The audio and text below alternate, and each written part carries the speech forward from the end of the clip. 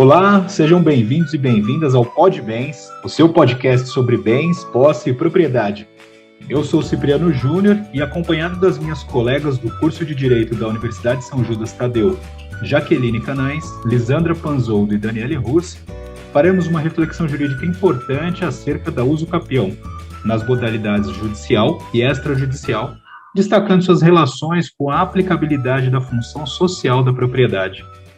Para essa conversa, temos o privilégio de receber a advogada especialista em direito imobiliário e regularização imobiliária, doutora Viviane Guimarães, dona do canal Direito em Imóveis. Seja bem-vinda, doutora Viviane. Muito feliz por esse momento, muito obrigada a essa turma linda, né? Futuros doutores aí, dá para dizer. Muito feliz mesmo, me senti assim honradíssima de poder trazer esse tema para conversar. E espero, sinceramente, que a gente consiga contribuir para essa ação, né, positiva aí dentro dessa expectativa que se tem para falar do tema. Muito bem. Doutora Viviane, nós sabemos que, no seu contexto histórico, a uso capião remonta, inclusive, à Lei das 12 Tábuas, né? Uma antiga legislação que foi um dos pilares sobre os quais se constituíram a República Romana. No item 3, lá da tábua sexta, ela garantia ao possuidor o direito de reter a coisa como sua depois de 2 anos ininterruptos no exercício da posse. Naturalmente que esse instituto passou por muitas influências e apresenta hoje uma evolução que considera como especial a função social da propriedade, né? Algo que não acontecia no direito romano. Com base nessa reflexão, a senhora poderia discorrer sobre as principais modalidades da uso capião, seus requisitos, pressupostos aí, e citar algumas das razões pelas quais, na sua visão, a função social da propriedade mereceu um destaque especial nas mãos do legislador quando montou o regramento atual para esse instituto? Bem, o que acontece, né? Quando alguém deixa de exercer essa posse, exercer essa função social da propriedade ou dar um sentido para aquela propriedade, logo, aquele sujeito, aquela pessoa, ela corre o risco de perder aquilo que ela tem. Logo, aquele que vai exercer essa posse, que vai dar essa função, vai ter aquele requisito, né, que é o coração do procedimento de uso capião. Dentro das modalidades de uso capião existentes, que a gente está falando assim, as modalidades especiais, né, que é aquela especial urbana, especial rural, com algumas limitações em relação ao tamanho e a tempo, e aquela modalidade ordinário e extraordinário, que tem o tempo mais alongado e que exigem mais provas no sentido de apresentar que de verdade existia uma relação jurídica entre aquelas pessoas, eu estou falando de forma bem genérica, nós estamos diante de assim, pressupostos que vão autorizar aquele sujeito que exerceu aquela posse qualificada, ou seja, com aquela intenção de ser aquele proprietário, ou seja, ele exerce por determinado período a posse sobre aquele imóvel, ele está sobre o bem, ele desenvolve naquele bem atividades, ele dá uma função de moradia, ele dá uma função econômica, alugando, arrendando, ou cultivando coisas, ou criando animais, ou seja, ele está dando um caráter para aquela propriedade que vai autorizá-lo dentro daquele período que a lei exige, a poder requerer a propriedade. A gente está falando aqui de 2 anos, 5 anos, 10 anos ou 15 anos, dentro de uma forma muito genérica, dentro das modalidades. Acho que, não sei se explico assim, mas acho que a função social da propriedade, ela deve ser explanada de uma forma bem mais profunda e abordada com muito mais rigor, porque ela, no meu entendimento, é o coração do procedimento de uso capião. Sim. Bom, nós sabemos agora que nos ouvem aqui estudantes, profissionais do direito também, pessoas leigas, né, que se identificam no polo de uso capiente e outras que temem até perder a propriedade de um bem, né, dado o esbulho possessório que eventualmente já sofreram, né. Do ponto de vista de quem não deseja ter o sabor de passar pelo polo ativo de uma ação reivindicatória, quais são as precauções que o proprietário pode tomar quanto ao uso que faz do bem urbano, rural, familiar, e quais os prejuízos que ele pode ter com uma possível demora em agir? Então, olha só que interessante, né? Essa pergunta que você está colocando, assim, de uma forma muito profunda, né? Num posicionamento muito profundo. Quem não quer passar por uma ação reivindicatória, né, tem que realmente se comportar como se proprietário fosse daquela propriedade. Não, mas ele tem a propriedade, ele usa o imóvel, ele tem, mas ele não vai todo o tempo lá. Ele é uma pessoa que tem aquela fazenda, aquela pequena chácara, aquele terreno, mas é uma pessoa que se afastou daquele imóvel, assim, que deixou o mato crescer, ele deixou a casa fechada, o pessoal entrou para usar droga na casa, ele não está pagando os impostos, ou seja, ele está tendo várias atitudes que estão culminando possivelmente numa situação onde ele vai perder a propriedade. A gente está falando assim, deixa eu só fazer um parêntese, eu não sou uma pessoa que levanta bandeiras, tá, para pessoas invadirem imóveis. Eu tenho que dizer isso sempre, porque quando eu falo, eu tenho um canal lá também, no meu Spotify, onde eu conversei várias vezes sobre isso, é assim, aquele sujeito que tem a propriedade, ele deve cuidar da sua propriedade. E aquele que não cuida da sua propriedade, ele corre o risco de ter a propriedade, de perder a propriedade, e uma das formas que ele pode perder é através da uso capião.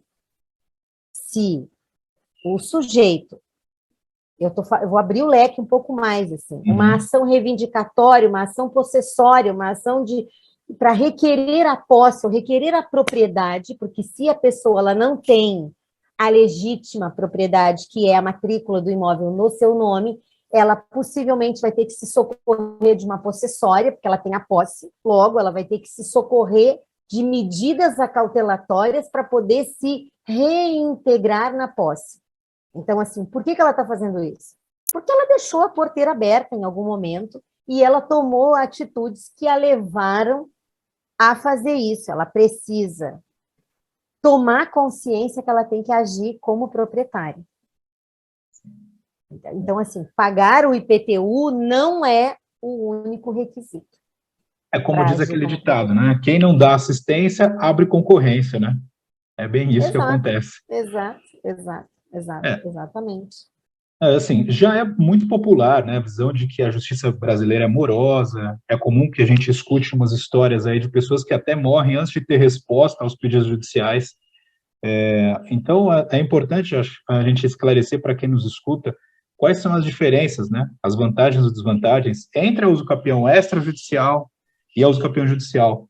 De repente, dando até uma ideia, olha, tem uma diferença de prazo aqui, tem uma diferença de custo aqui, e para a gente até mostrar o que é mais vantajoso nessas duas situações ou o que é cabível, né?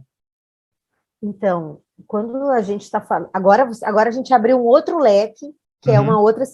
A gente falou até agora de uma forma de aquisição da propriedade que se percorre um período de tempo estabelecido pela lei, com características agrupadas a esse período, concomitantemente, né? Você tem que exercer a posse, você tem que usar aquela propriedade, tem que ter o domínio daquela propriedade no sentido de usá-la, e deve percorrer esse período para poder, dentre as modalidades de uso capião, requerer a uso capião. Agora, o que nós estamos falando aqui é de requerer a uso capião. Como que eu posso requerer a uso capião? Eu posso requerer a uso capião de forma judicial, fazendo todo o procedimento, reunindo a documentação, apresentando aquele sujeito com aquelas características e com aquele tempo percorrido, tudo dentro de um processo, e judicializar isso. Ou eu posso fazer a mesma engenharia mental para criar essa espinha dorsal do ponto de vista processual, vamos dizer assim, e nos mesmos moldes distribuí-la dentro do cartório de registro de imóveis, né? Aonde é aquele competente por aquela circunscrição daquele imóvel. Logo, a gente está na frente de uso capião extrajudicial, ou seja, ele está fora, extra, né? Ele tá fora da justiça, ele não vai tramitar dentro do judiciário. O que pode acontecer? Nós podemos dizer que é uma escolha optativa do sujeito que vai buscar essa tramitação, ele pode escolher a via judicial ou a via extrajudicial, ele tem um tempo significativamente menor, tramitando extrajudicialmente do que judicialmente, obviamente, por quê? Porque extrajudicialmente, eu comentava ainda hoje com uma outra colega, extrajudicialmente você tem a oportunidade de bater a porta do registro e conversar com o conferente, conversar com o registrador, ver o posicionamento dele acerca de determinado item de uma nota devolutiva, que se assemelha a um despacho judicial. E você tem a chance de resolver isso de forma muito mais célere, muito mais rápida, porque você vai resolver este problema ou aquele item diretamente com o pessoal do cartório. No judiciário, você vai ter uma dificuldade, porque a gente sabe o judiciário está cheio de processos e pior, né? Com, infelizmente, profissionais assim que vêm de uma cultura de judicialização muito morosa, muito trabalhosa, cheia de jurisdiquês, aonde complicam em exagero questões que podem ser resolvidas de pronto, né? Então, assim, também tem isso, né? Eu não vou jogar a culpa aqui só no judiciário, eu julgo aqui por experiência própria, pelo que eu já avaliei processos que, infelizmente, a gente tem, assim, pessoas despreparadas para fazer isso, né? Então, Isso me fez até lembrar de uma curiosidade aqui, né? O IBGE, em 2021, divulgou uma estatística que dizia que pelo menos metade dos domicílios, né, urbanos no Brasil careciam de regularização, né, documental. Então, isso, para nós, né, isso significaria pelo menos 36 milhões de domicílios. Tá? É muita coisa. Então, eu estou pensando aqui, esse processo extrajudicial, ele requer a participação, naturalmente, de um advogado. Né? A parte não consegue fazer isso sozinha. Então, não.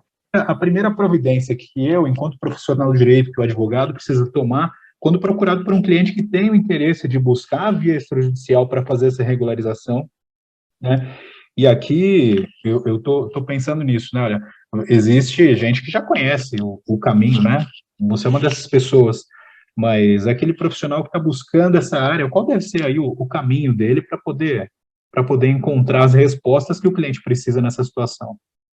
Bom, a primeira coisa, assim, ó, os procedimentos de regularização imobiliária no Brasil, eles são imensos, são diversos, e tem um leque de opção, um leque de trabalho inimaginável, fantástico, para qualquer profissional poder atuar, mesmo não tendo a formação do direito.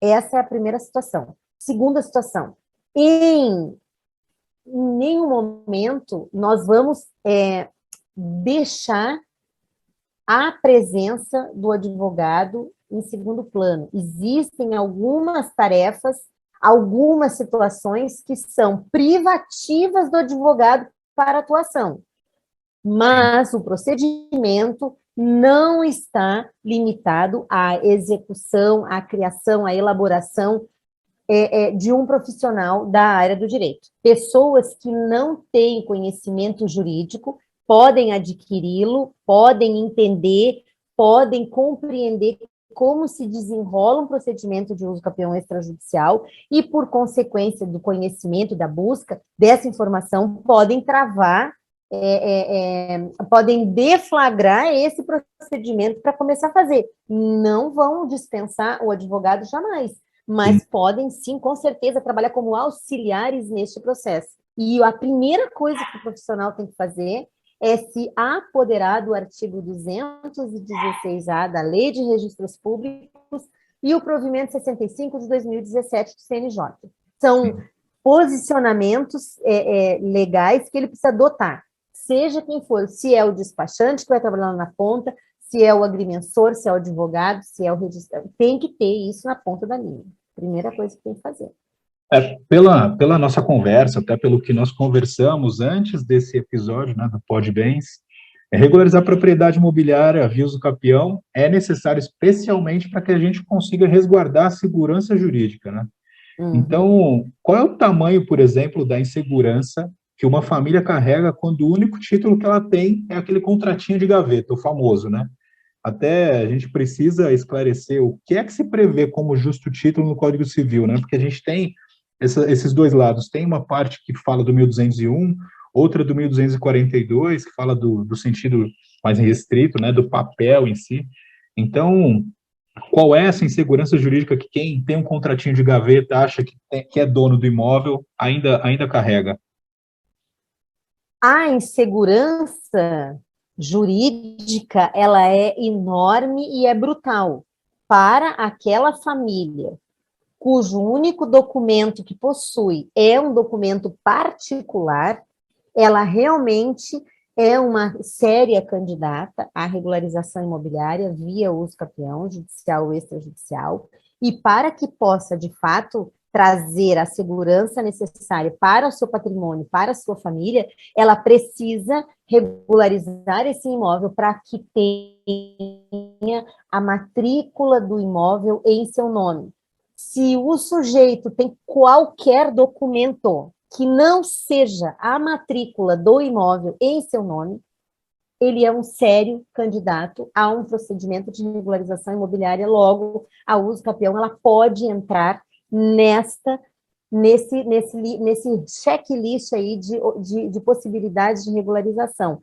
Um sujeito que tenha um documento particular, o nome já nos remete a uma insegurança. Ele é um documento particular.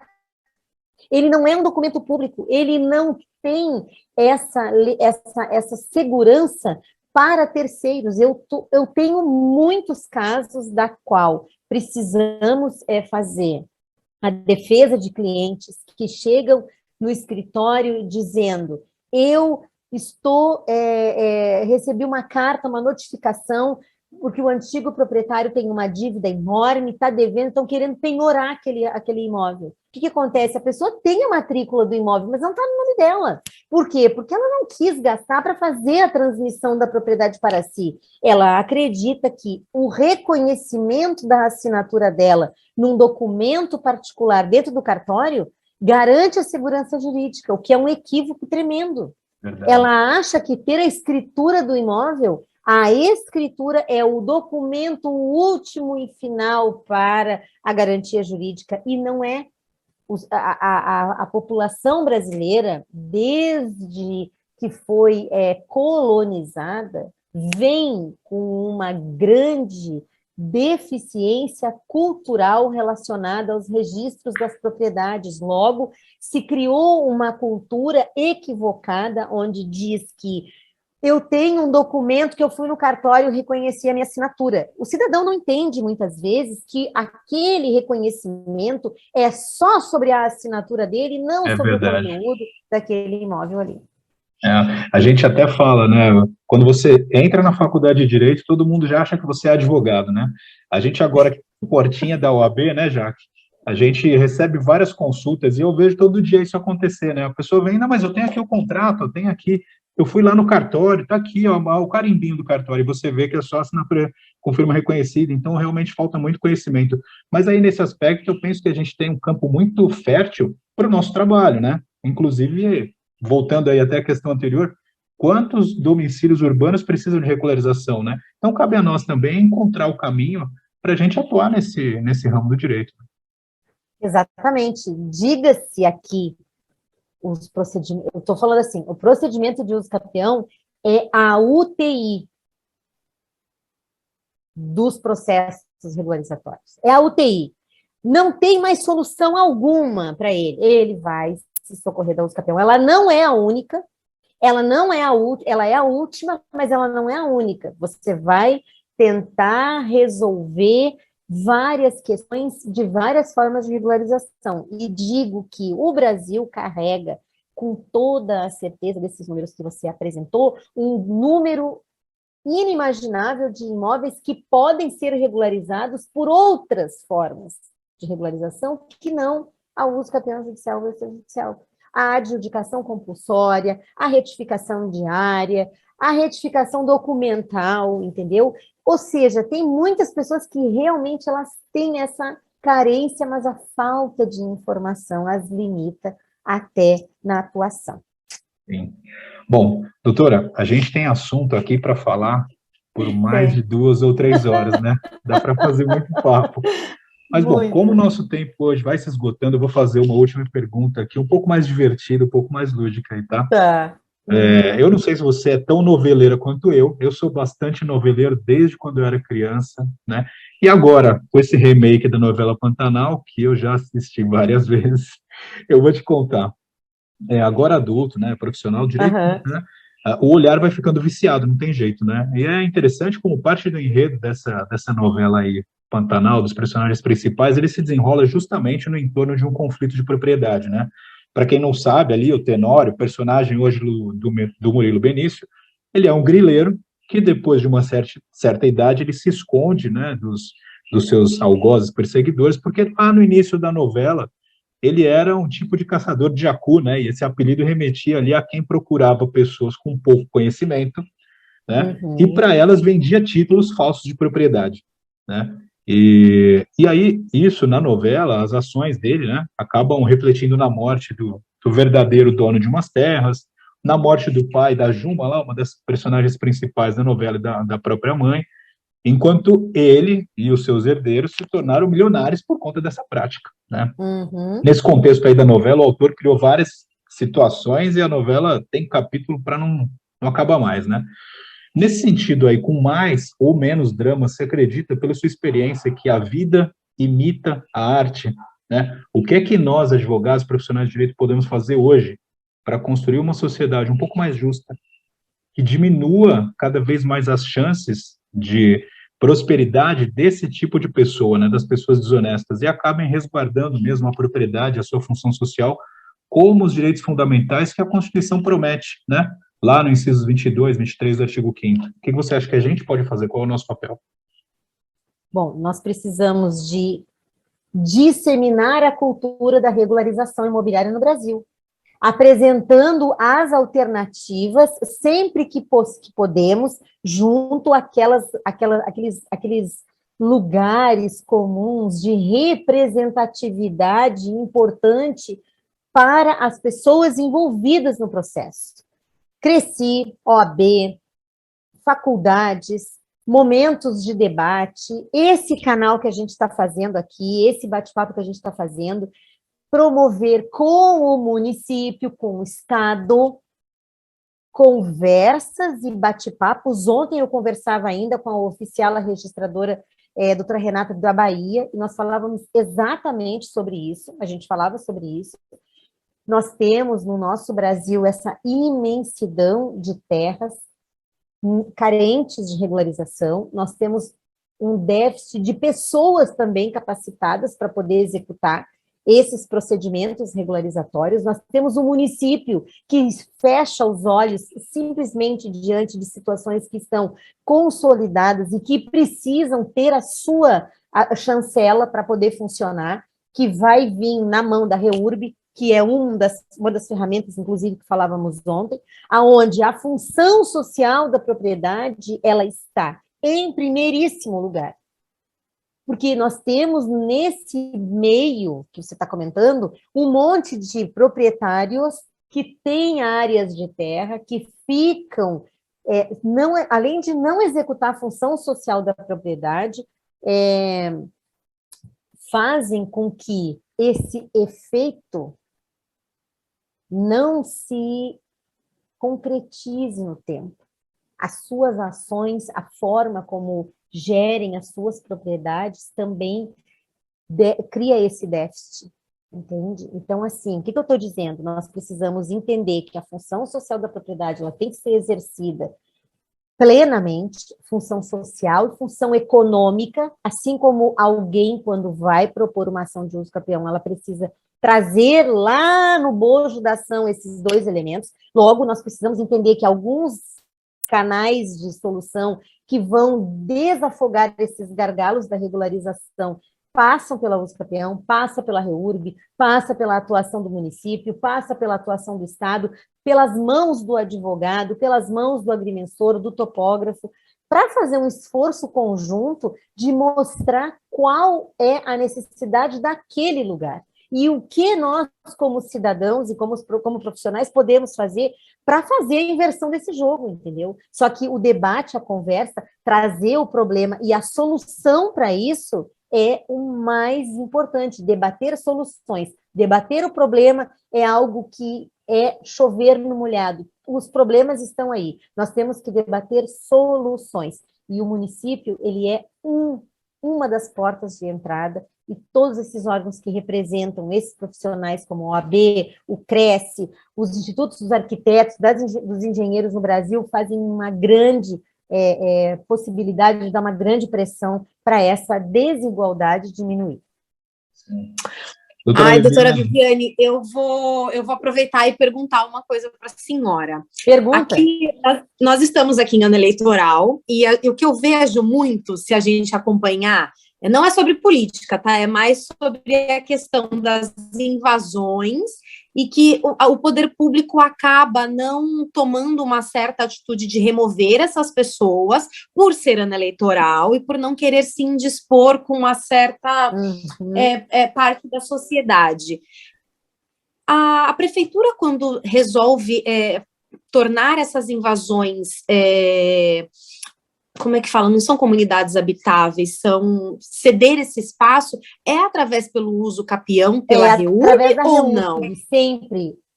Se nós estamos falando de núcleos urbanos consolidados, pessoas que estão ocupando aquele imóvel há muitos anos, onde já há uma consolidação, são pessoas que têm energia, que têm água, muitas vezes ela tem até uma estrutura. Eu estou falando de gente que até tem estrutura.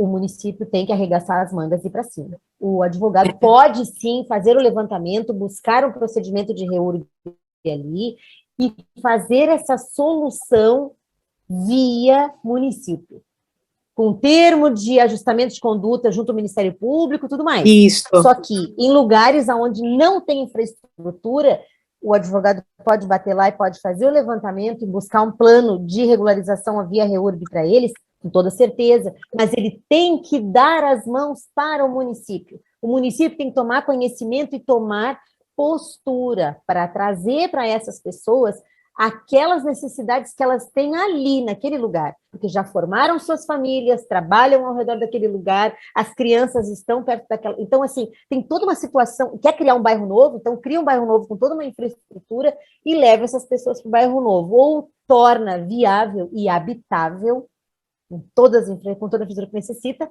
naquele lugar onde eles estão. Entendi.